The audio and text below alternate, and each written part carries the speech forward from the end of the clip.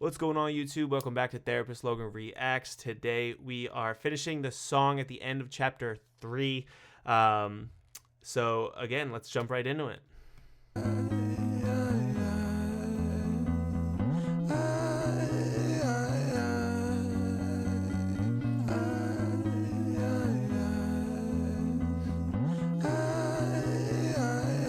My thought patterns are composed by a time bomb for an author, like pigs to the slaughter.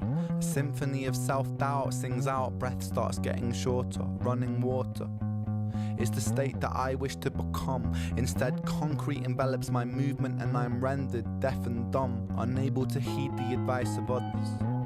Don't tell me things will get better, cause so far things haven't gotten better. I've got the sweater. Wow. I think that's something that I think initially as humans we just want to do that when someone's going through a hard times, like it'll get better.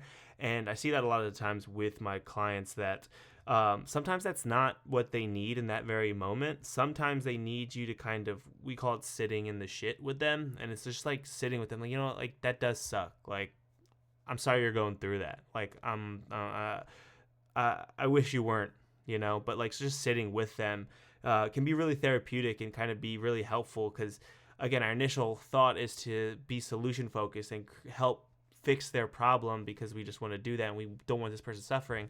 But the individual kind of just needs that recognition, like, damn, that is hard, like, you know what I mean? Just leaving it at that, not trying to be like, oh, it'll get better, like look for brighter days kind of thing. So yeah, that's just something that stuck out to me for sure. Poster child, bipolar, ADHD, therapist, wet dream. I don't want to talk about my father. I don't want to talk about my dead friend. I don't want to talk about myself. I'm sick of talking about myself. I'm sick of talking about myself and realizing that talking about myself never ever helps. Still, I call for help, because I really want help. But the pills didn't seem to help, and the therapist didn't seem to help. But still, I want help. I've danced with the devil in hell. I've sat in a prisonless cell, and here I always dwell, in this prison in myself. I do this thing where my mind travels back to the golden age. You know those times where you were carefree and everything was golden? The golden age. So here it sounds like he's feeling nostalgia.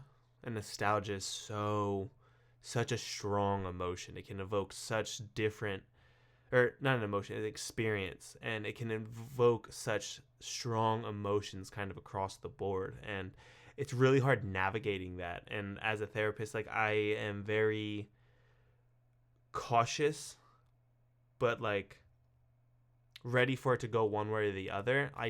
Because a lot of the time people reflect nostalgia as like something positive, and it's very gonna be, it's like a great thing to go through, but sometimes it can be, for those who are a lot more empathetic and more self-aware and who feel things a little bit stronger, like they typically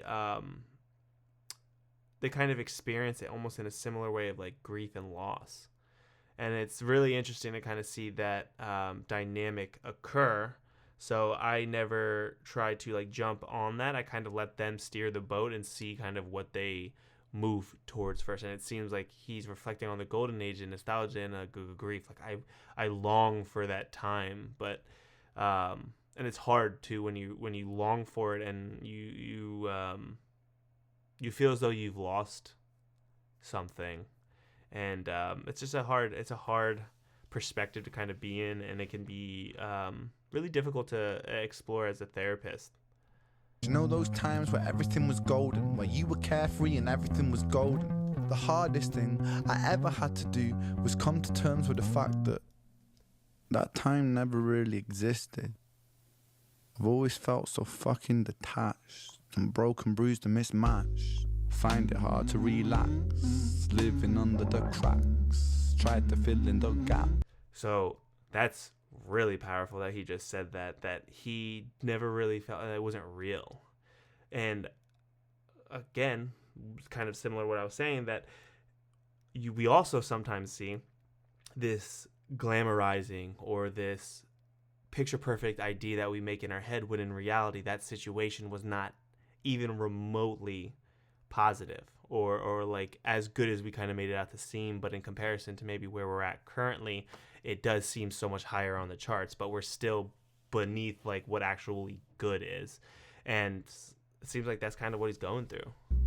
Lying here on my back still, I can't find it. Sense of peace in my mind declined it. Pulse increase and my sweat combines with a feeling so deep I fall inside it. Depression, I hate you, depression. Your constant oppression, respond with aggression. They say depression brings you lessons. Constant stressing conceals blessings. You will grow in broken settings. Fuck those lessons, fuck depression. I've been living in your shadow for so long that I forgot how I can shine. How I can find a refuge in my mind. How am I meant to sit here and unwind? The planets align. I feel like I'm cursed. Feel like I'm cursed to just be here to hurt. Feel like I'm cursed to just be here to bleed. But my demons been feeling this way since birth. Depression, I hate you. Depression, I hate you. Depression, I hate you. Depression, I hate you. Depression, I hate you. Depression, I hate you. Depression, I hate you.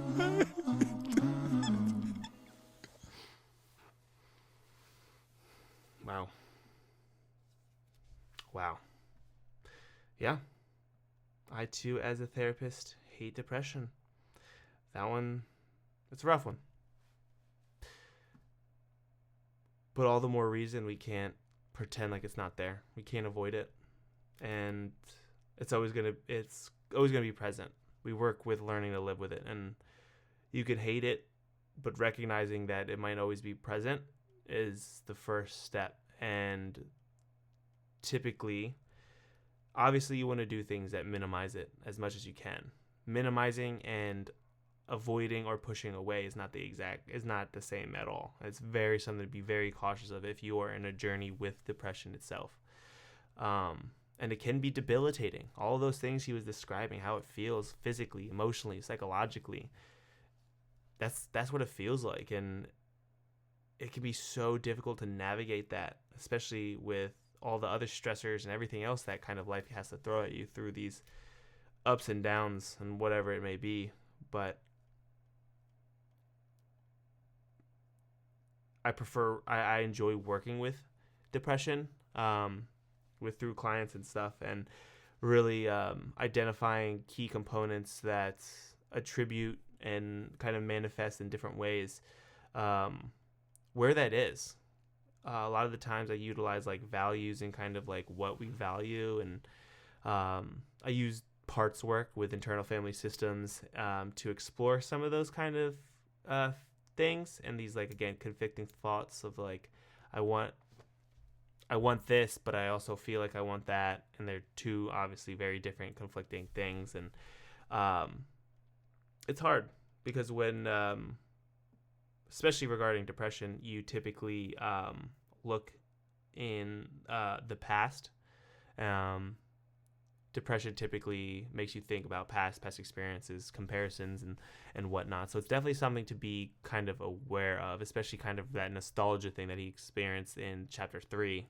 If you guys haven't watched that video, go check it out. But yeah, I've worked with a lot of depression in my time, and it's hard, it's difficult, it's scary, but ultimately that's something that's really important to me, because I don't want anybody to feel kind of alone walking down that path. And that's kind of my role as a therapist, is to walk with them. I'm not going to cure it. I'm not going to be able to give them an activity that's going to help get rid of it. I work on how to learn to live with it and what you can do to empower yourself and feel better. But again, it doesn't go away. I'm never giving a ultimate solution to that. So, yeah. But thanks for watching.